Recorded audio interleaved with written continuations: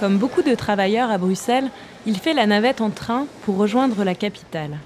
Par contre, pour Cédric, pas de costume-cravate, parce que son travail, bien qu'il soit situé en ville, est de cultiver la terre. Cédric vient d'être engagé chez Éco-Innovation. C'est aujourd'hui son premier jour de travail. Ici, on a le verger. Je vais m'occuper principalement de ce site-ci, Betravenzevoort, qui est un potager de 37 arts. Même sur une petite surface, on peut produire évidemment quelque chose de qualité, mais aussi dans des quantités qui sont compatibles avec le développement, ou plutôt le redéveloppement d'une vraie agriculture urbaine et périurbaine. Et donc ici, on est vraiment juste à côté de Bruxelles, mais on est quand même dans la campagne. Et si on fait 5 minutes de bicyclette, on se retrouve directement dans un environnement qui est beaucoup plus urbain, quoi. En périphérie et en plein cœur de la ville, Éco-Innovation a créé différents sites d'agriculture urbaine à Bruxelles. Son activité, en pleine croissance, a besoin de nouvelles recrues. Il y a beaucoup de travail à Éco-Innovation, on pourrait occuper beaucoup plus de monde.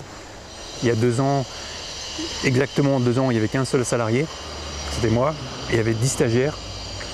Aujourd'hui, on est 12 salariés et 15 stagiaires.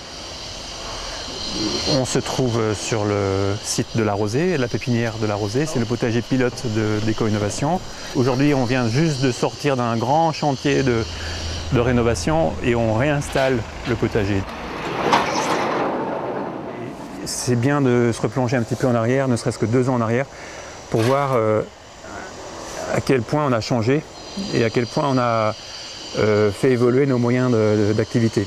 À l'été 2012, Éco-Innovation a créé une nouvelle structure pour gérer ses potagers urbains, la coopérative Vert d'Iris. Alors on a créé la coopérative parce qu'on s'est rendu compte que l'activité des potagers se développait très vite et qu'elle faisait sortir Éco-Innovation du cadre de ses fonctions, de ses missions originelles, à savoir plutôt la recherche-développement et l'éducation et le plaidoyer politique. Vert d'Iris a pour objectif de créer à Bruxelles des emplois socialement et écologiquement responsables dans l'horticulture urbaine. Voilà. Bonjour. Bonjour. Il y a des variétés d'aubergines spéciales, il y a des variétés de tomates spéciales, par exemple tomates blanches, des aubergines blanches. Tomates cerises, vous avez encore? Tomates cerises, on en a, oui. En tout cas, pour les tomates, on goûte super tout de suite la différence, quoi. Oui. Ça, c'est vraiment... Ouais, elles ont eu le temps de c'est mûrir délicieux, et quoi. de grossir. L'idée qu'on les cueille quand c'est à maturité, ça me plaît beaucoup. Des produits qui ont du goût, non seulement parce qu'ils sont naturels, mais aussi parce qu'ils sont frais. La plupart des fruits et légumes issus des circuits de distribution classiques ont parcouru de longues distances avant d'atterrir dans nos assiettes. Le fait que ce que j'achète ici, je paye uniquement pour mon légume et pour votre travail, quoi. Moi, c'est un truc qui me dérange de plus en plus, c'est de me rendre compte que dans le prix que je paye à la caisse, je paye plus pour l'emballage, la barquette en frigolite, le cellophane, l'étiquette, tous les gens qui travaillent, la location du grand magasin, tous les systèmes de surveillance. Alors que moi je pique pas les caddies, tout le bazar. J'ai l'impression qu'il y a une petite part qui va dans mon légume. Bah oui. Dans ces potagers, Vert d'Iris tient à restaurer la biodiversité de nos aliments. En effet, 80% des plantes cultivées il y a 50 ans dans le monde ont disparu aujourd'hui. Cette perte de patrimoine génétique et la culture intensive ont des effets néfastes sur la santé des cultures, la stabilité des écosystèmes et notre équilibre alimentaire. Donc bien sûr, on évite tout ce qui est produit de synthèse, engrais de synthèse, contre les ravageurs. Donc on essaye de recréer un écosystème, un biotope dans lequel la plante cultivée va bien se sentir pour qu'elle puisse grandir avec le moins de problèmes possibles. Tous les fruits et légumes sont produits ici sans pesticides de synthèse et sans engrais minéraux. Alors que plus de la moitié des fruits et légumes vendus en Belgique contiennent des pesticides dont près de 10% dépassent les limites maximales légales. Ça va? C'est bon?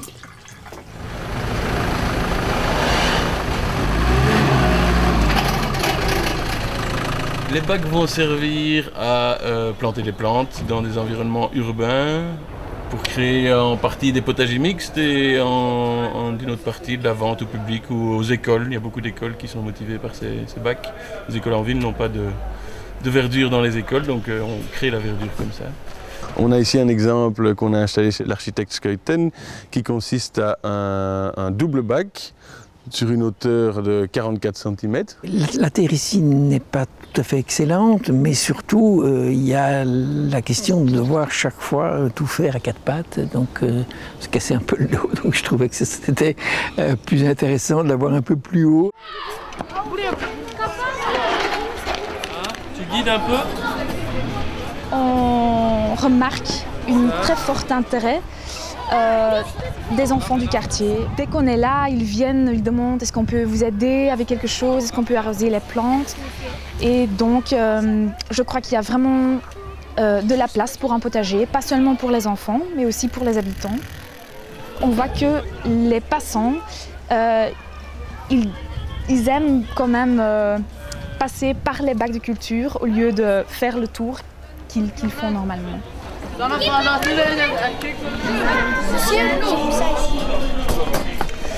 Alors aujourd'hui, on ressent un besoin du citadin de reconnecter un peu avec le vivant, de reconnecter avec la terre, les plantes, de se rappeler un peu des goûts d'autrefois, de la soupe de la grand-mère, des fruits de la région. Donc avant, en effet, on cultivait des variétés locales, il y avait un savoir-faire intégré dans la ville. Sur différents espaces qui étaient exploités par la population. Ça s'est perdu, ces espaces se sont perdus, ce savoir-faire s'est perdu. Et aujourd'hui, pas mal de personnes ressentent ce besoin de revenir un peu à une implication dans son alimentation et un contact à la nature qui se perd malheureusement dans nos villes. Ce regain d'intérêt est d'autant plus nécessaire que les Belges ne consomment pas assez de fruits et légumes. Nous mangeons moins de la moitié des quantités recommandées par jour. Pour rendre la filière des fruits et légumes locaux plus visible aux citadins, Verdiris organise des animations dans les écoles. Madame, je peux avoir les graines? Oui, alors. Verdiris veille également à être présent dans les fêtes de quartier et travaille en étroite collaboration avec les associations. Il y a eu la demande de ce qu'on voit derrière moi, de la plantation des bacs et de la verdurisation dans notre rue, donc ce qui est génial et magnifique. Avec les associations de quartier, elle travaille à l'amélioration du cadre de vie.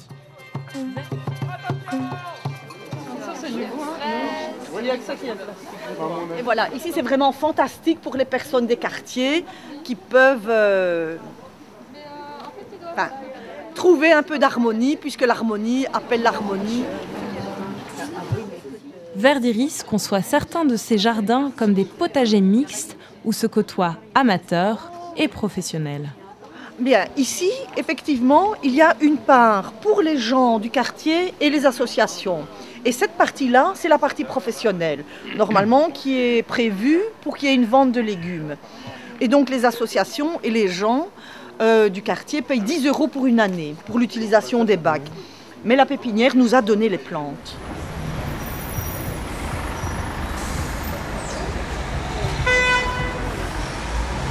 Il y a beaucoup d'intérêt à l'agriculture urbaine aujourd'hui, mais il y a aussi des limites qui ne sont pas très connues.